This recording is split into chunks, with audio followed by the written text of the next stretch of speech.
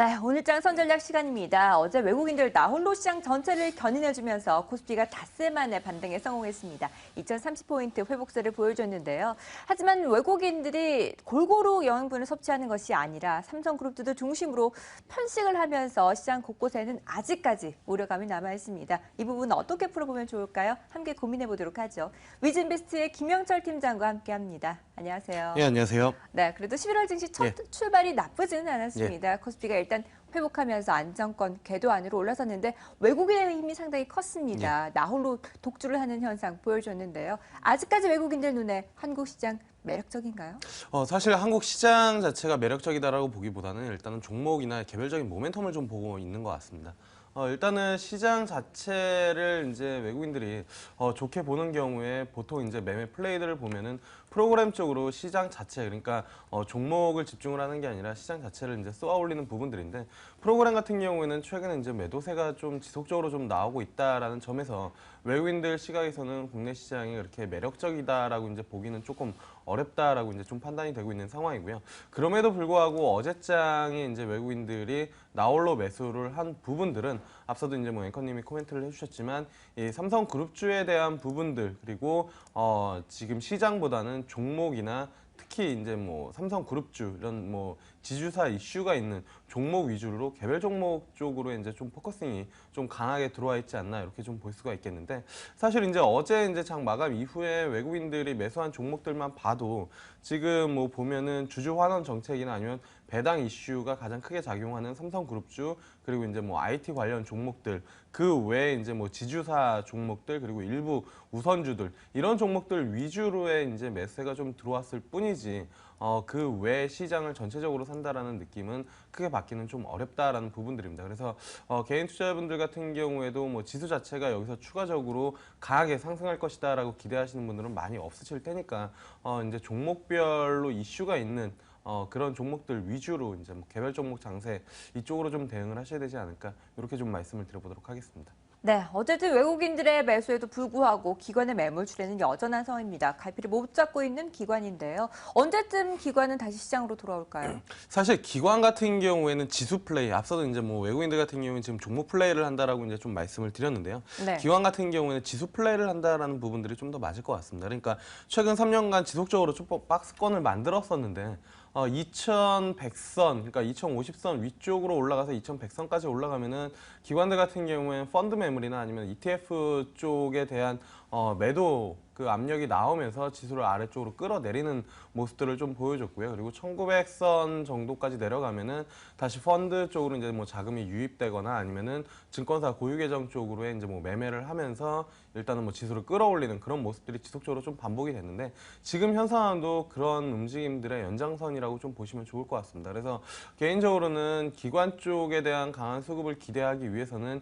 2000선으로 하회를 해야 그나마 기관 수급이 일부 조금씩 이제 들어오기 시작할 거고, 1900선이 들어와야 기관 쪽에서 강한 매수세가 좀 들어올 가능성이 좀 높다라고 이제 좀 보고 있습니다. 어떻게 보면은 사실 국내 증시가 지속적으로 박스권에 갇혀 있을 수밖에 없는 이유가 외국인들과 기관이 뭐 동시에 같은 방향으로 좀 움직여 줘야 되는데, 기관 같은 경우에는 2100선 그리고 1900선 여기서 지속적인 박스권 플레이를 하고 있는 그런 상황이고, 외국인들 같은 경우에는 사실 대외적인 이슈, 유동성에 대한 부분들, 특히나 이제 뭐 미국 달러에 대한 부분들로 일단은 뭐 기준점을 좀 잡고 있기 때문에 지금 같은 경우에서 뭐 기관의 강한 매수를 좀 유입을 뭐 기대하기에는 조금 어려운 그런 현상이지 않을까, 이렇게 좀 보고 있고요. 그리고 또 하나, 사실 2000선 위쪽으로 올라가도 시장 자체가 주도주나 주도 업종, 모멘텀이 있는 그런 종목들 위주로 테마군을 좀 형성을 한다라고 하면은 추가적으로 상승이 가능한데, 지금 시장에서는 그런 모멘텀이나 아니면 주도주가 좀 부재하다라는 부분들이고, 오히려 주도주라고 볼 수 있는 부분들은 삼성그룹주에 대한 부분들입니다. 근데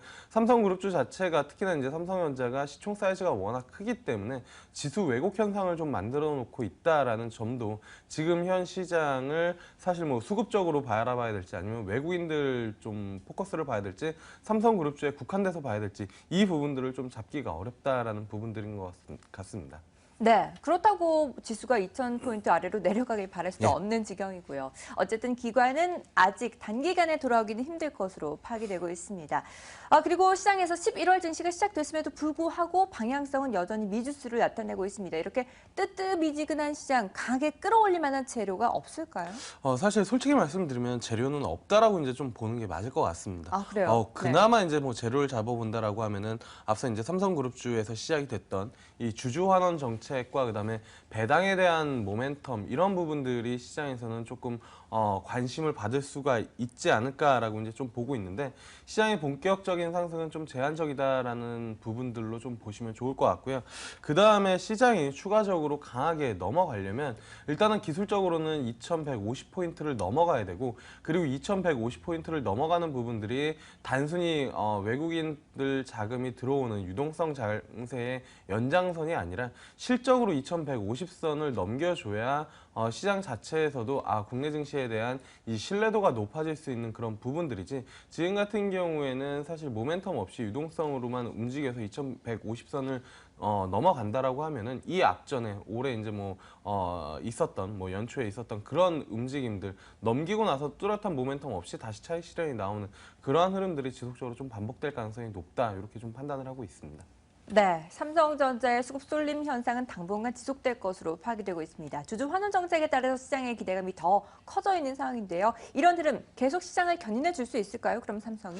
일단은 삼성전자가 견인을 어느 정도는 해줬습니다. 문제는 뭐냐면은 여기서 삼성전자가 추가적으로 더 레벨업을 하기에는 사실 쉽지는 않은 그런 구간이거든요. 물론 이제 강하게 빠질 가능성도 좀 높지는 않지만 여기서 삼성전자 혼자 추가적으로 더 상승을 하기엔 좀 어렵다라는 부분들입니다. 왜냐하면은 삼성전자가 100만 원대 초반에서 지금 130만 원대 중후반까지 올라오면서 거의 한 30% 가까이 올라오는 동안 코스피 지수는 근 10%도 올라오지 못했던 그런 부분들이거든요. 그렇다라고 하면은 코스피 지수의 상승은 대부분 삼성전자가 끌어올렸다라는 평가인데 여기에서 추가적으로 삼성전자가 150만 원까지 치고 올라가면서 주식 그러니까 증시를 더 그러니까 지수 자체를 좀 왜곡시키기에는 좀 쉽지는 않다. 그러면은 추가적인 상승 모멘텀을 볼 것은 결국에는 삼성전자에서 시작된 이 주주 환원 정책이 다른 대기업 쪽으로의 이제 확산이 이루어져야 그쪽에서에 대한 모멘텀을 좀 받을 수 있다라는 점이거든요. 사실 삼성전자가 이런 부분들을 먼저 스타트를 끊으면 다른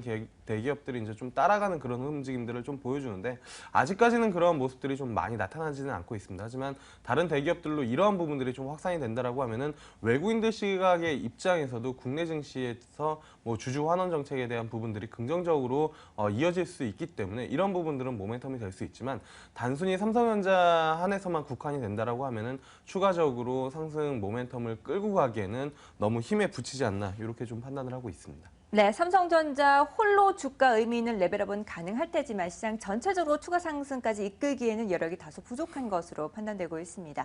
그 밖에도 또 여러 관련주들의 시장에 매기가 집중되고 있는데 혹시 반개탕이라고 들어보셨나요? 네. 일단은 삼계탕보다는 양이 좀 적은 반개탕 정도. 그렇죠. 삼계탕 양이 많다 보니까 예. 또 반개탕까지 유행을 하고 있는데 그만큼 닭고기 시장에 대한 관심도 많이 높아졌습니다. 이제 닭고기, 삼계탕이 중국 시장까지 날아오른다고 하더라고요. 닭이 이제 날아오르는 건가요, 진짜? 사실 이제 중국 관련된 모멘텀으로 어제 이제 일시적으로 좀 날아올랐다가 결국에는 다시 이제 내려오는 그런 모습들을 좀 보여줬는데요.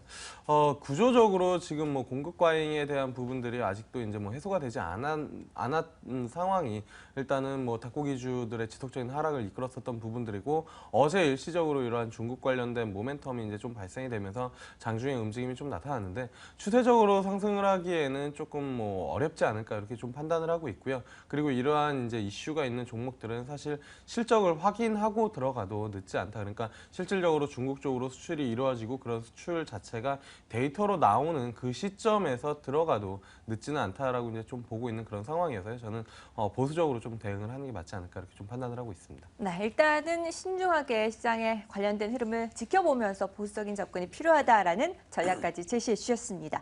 자, 그리고 11월 증시에 대해서 여러 전략이 나오고 있는 가운데 수출주보다는 방어주, 내수주에 포커스를 맞춰보자라는 전략이 제시가 되고 있습니다. 그런데 썩 그리 달갑지만은 예. 않은 게 내수도 중심으로 경기 회복세가 지연될 가능성이 큰 모습을 보여주고 있잖아요. 예. 투자자들은 어떻게 대응을 해야 될까요? 사실 지금 증시의 가장 큰 고민 중에 하나가 이걸 건데요. 그러니까 네네. 그 투자 이제 컨셉을 잡기가 어렵다라는 부분들입니다. 그러니까 내수 쪽으로의 포커스를 잡기도 애매하고 그다음에 수출주 쪽으로의 포커스를 잡기도 애매하다라는 부분들 때문에 증시에서는 모멘텀이나 아니면은 종목 그 컨셉 플레이가 좀 어려운 그런 상황인데 일단 뭐 11월 같은 경우에는 배당이랑 주주 환원 정책에 대한 이슈들이 지속적으로 좀 발생될 가능성이 좀 높기 때문에 내수주나 아니면 수출주에 대한 컨셉을 잡기보다는 이런 배당 또는 주주 환원 정책에 대한 컨셉을 잡고 시장을 접근하는 게 맞지 않을까 이렇게 좀 보고 있고요.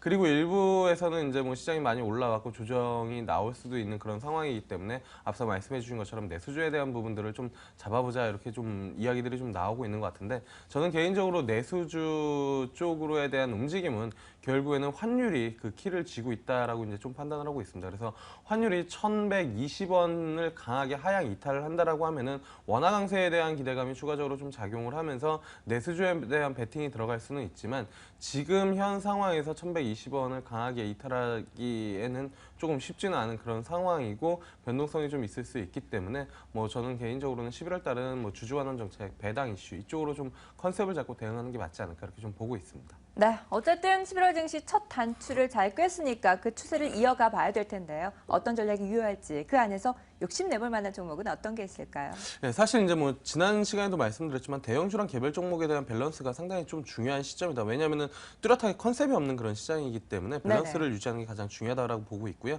개인적으로 이제 좀 관심 있게 보고 있는 종목은 LIG 넥스원이라는 종목입니다. 일단은 뭐 방산업체라고 이제 뭐 많이들 알고 계시고 신규 상장한 종목이기 때문에 상대적으로 물량에 대한 부담이 없는 것으로 지금 보고 있거든요. 왜냐하면 외국인들이랑 기관 쪽에서 꾸준하게 어제 이제 외국인이 좀 많이 매수를 했고 기관 쪽에서 꾸준하게 매수가 좀 들어왔기 때문에 LIG 넥스원 뭐 수출에 대한 잠재력 그다음에 전일 외국인에 대한 이슈 그리고 2016년 추가적인 성장에 대한 부분들이 작용을 하고 있어서요. LIG 넥스원 정도는 관심 있게 지켜보셔도 좀 좋지 않을까 이렇게 좀 말씀을 드려보도록 하겠습니다. 네, LIG 넥스원의 흐름 주목해서 살펴보도록 하겠습니다. 위진베스의 김영철 팀장이었습니다. 말씀 감사합니다. 예, 감사합니다.